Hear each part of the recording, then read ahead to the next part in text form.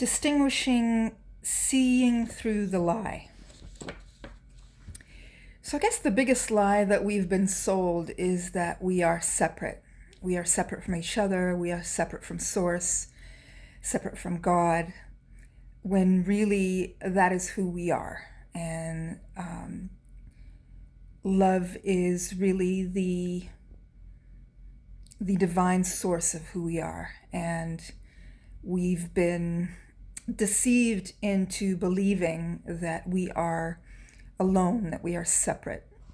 And that would probably be the number one deception of humanity. And so much of, especially today, so much deception in, our leaders, our world governments, our medical system, our financial system based on debt, our health system. It's all slowly coming to light. And it's especially frustrating for those who see it before others.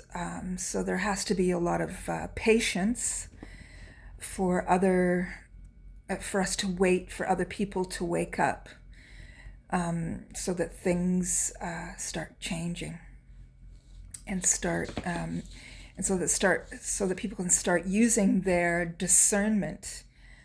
And this is where the act of distinguishing and really thinking about what things mean can be helpful in learning to discern truth from the lies. And the other thing that keeps us from being woken up and not being deceived is the shame of it all, the shame of being asleep. If we can get over the fact that we have been asleep and not be paralyzed by shame, and so many of us have been raised on shame. I know I was, being brought up Roman Catholic in a very old school, old world family. I had to really be aware of that pattern, and I was very careful to not pass that on to my daughter. And had to, and it really woke me up when I did try to shame her when she was little, and I realized, and I woke up in the middle of it, and that was the end of that. I promised her it would never happen again. So, shame versus conviction. If we can have conviction that we want the truth, then we accept that that yes, we were wrong, or yes, we were blind. And that should be a happy moment, even though it can be embarrassing or unfortunate.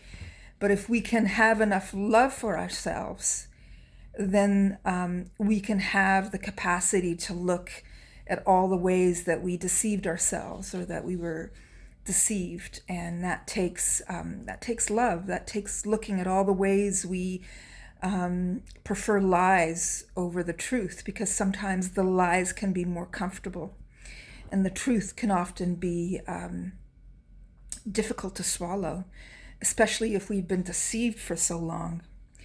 So when we align ourselves with the truth, when we align our beliefs with the truth, then we can earn the wisdom of being able to admit when we're wrong and not blame others for our circumstances if they are difficult, and take responsibility for all of our lives and all of our difficulties.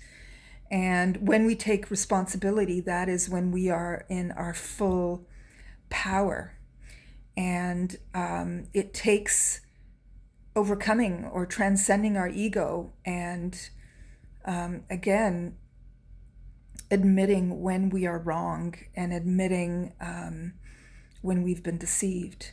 Otherwise we are just in our ego or following other egos.